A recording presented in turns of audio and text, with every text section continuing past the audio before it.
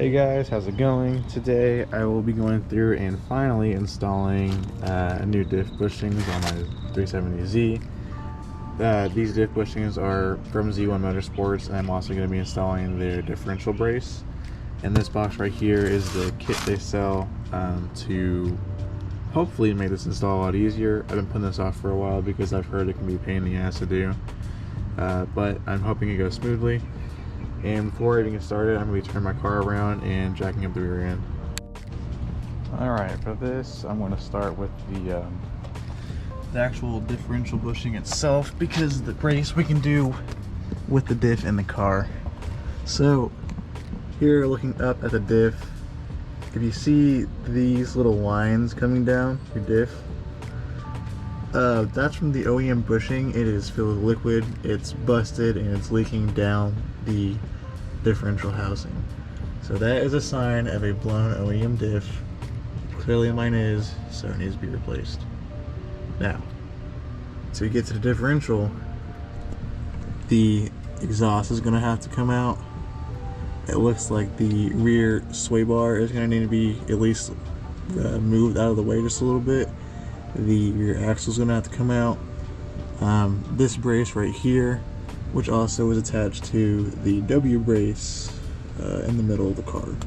So I'm going to start by removing this W brace first, and then removing this brace, trying to remove the exhaust kind of where they meet up in the middle. So I'm only have to be removing 2 bolts instead of 4, and then I'm going to try to only undo the sway bar here and there instead of completely removing it, because the less you have to remove, the easier it'll be. So I'm going to get started with these braces first, and then I will come back to y'all after that. Alright, so I have the W brace, I believe it's called, undone. This brace right here is also undone, but it's still being held up by the exhaust. Now for the exhaust,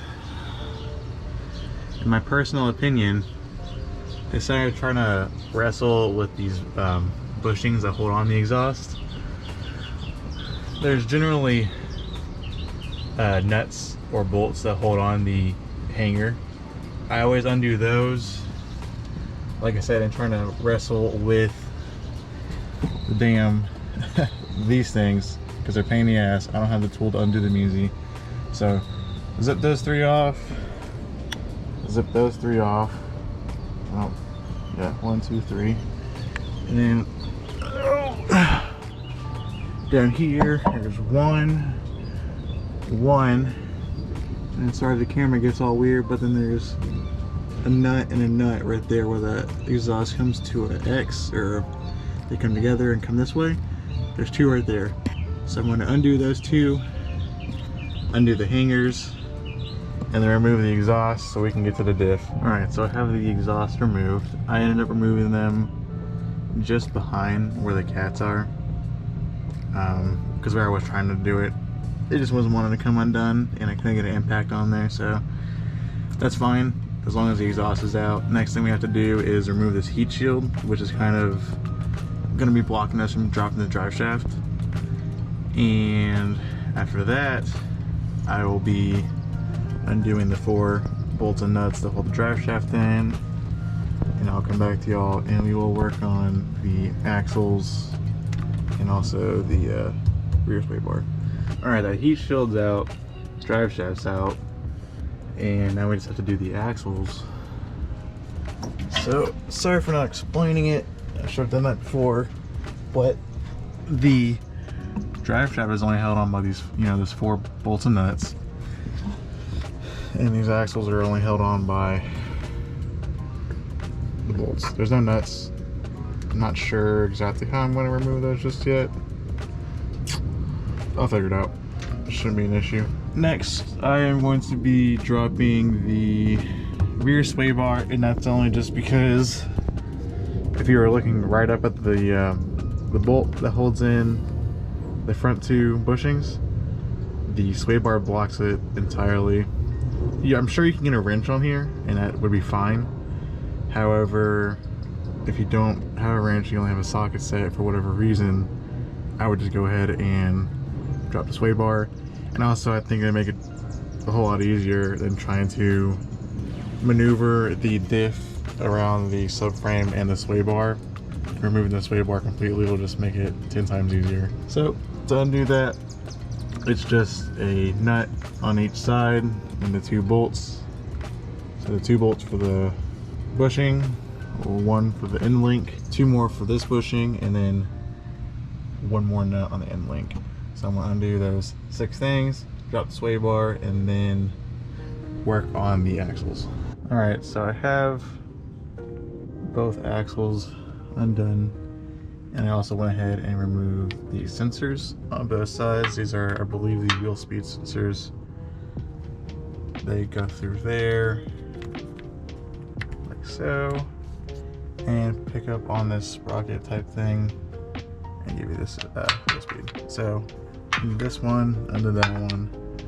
Next is going to be to undo the hardware in here, holding the diff in. Try to get you a better angle, so in there, and then also this one, and then we should be good to drop the diff. And I believe on the top side of the differential there is a breather tube, so while you're dropping it, do it slowly, don't do it too fast. You don't want to accidentally rip that breather tube. All right, so the diff, I undid all the hardware. I am thankful enough to have this transmission jack from when I did my slave cylinder. If you don't have one of these, I'd recommend buying one. And if you don't have one, try using your regular jack to hold the diff up. But you see up in here, and sorry, there's no real good way to get angles. Right here, this is the breather tube. It's just a simple spring clip on there. You just need some pliers to get that off. Once that's undone, we can fully drop the differential. All right, so before we move on to what we have to do on the subframe, I'm gonna do the bushings on the diff itself. And don't be like me, cap off your breather tube, because I just accidentally lost some diff fluid. That little amount, it should be fine. However, it's better not to lose any at all. So I'm gonna move on and remove these bushings here. If I have any problems or if I have anything that will be helpful, I will come back to let you know.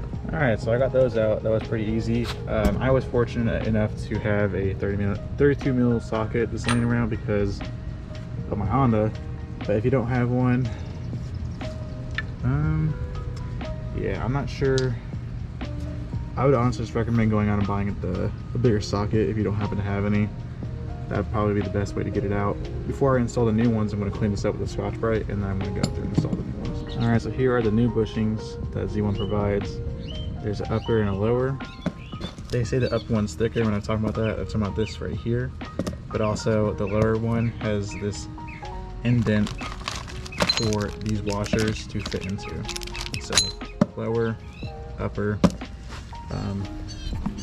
My diff is currently upside down, so it would be lower, gets pressed in there, upper goes on that side. I'm gonna have to use both hands to do so, so I'm gonna be right back and press those in. Alright, and just like that, these are already in. Now, they may not be perfectly seated on here just yet, but also at the same time, when I mount this back onto the car and torque it down to spec, it'll also help kind of close that and make it more flush, especially with these washers helping spread the force on it. But now that these are installed, we have to go through and do what is, in my opinion, probably the worst part is going to be this subframe bushing. So I'll go over there and explain this in a second. Here's everything we're going to be using to remove the OEM diff bushing on the subframe. So this piece is going to catch everything we remove. It has this nice little lip on there to sit perfectly onto the subframe. And first we're going to be using this smaller threaded bolt. And this piece right here is going to go in here. And this is the perfect diameter for this smaller one. We're also going to be using this right here. And this is going to pull out the internals of the diff bushing. And once we do that, we're going to be removing this, switching to the bigger one right here, and then I believe we're going to be using this one right here, and that is going to be used to pull the outside of the diff bushing or the rest of it. Once all that is removed, then we can go through and install the new diff bushing, and I will get back to y'all when I actually get to that point. And hopefully this will not kick my ass, but we shall see. All right, so here is the old internal of the bushing. Crawl under here real quick.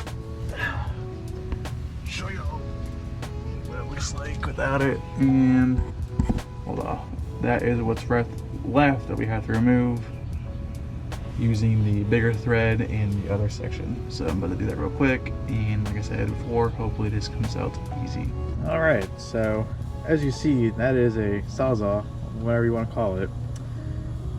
I got the old one out, but I had to go buy that. It was about 60 bucks altogether. That and some metal blades made for metal. It was about, I think it was like 83 bucks. So 85 bucks, let's just say. You can get that, get this job done.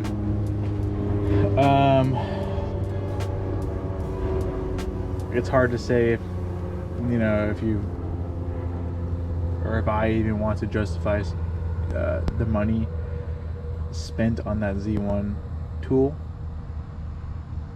because from what I was just looking at,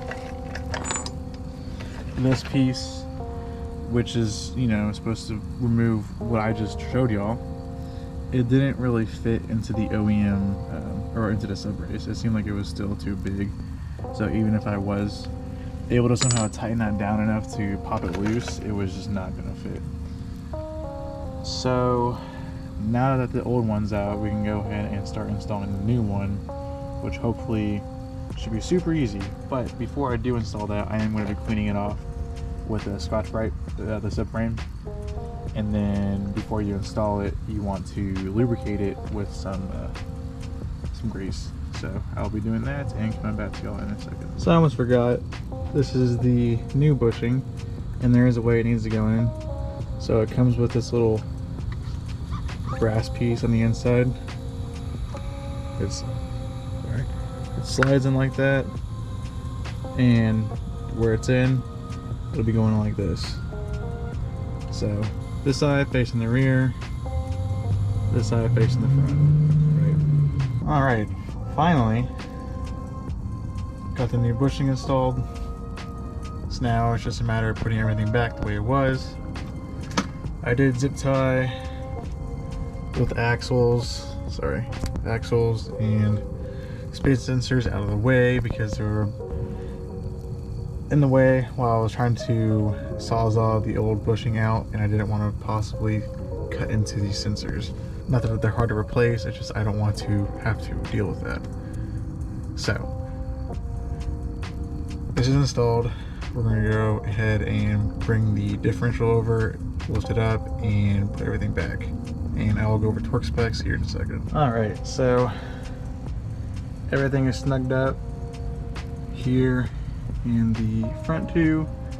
Now this one is going to get torqued to 81 foot-pounds, and then those front two are going to get torqued down to 74 foot-pounds.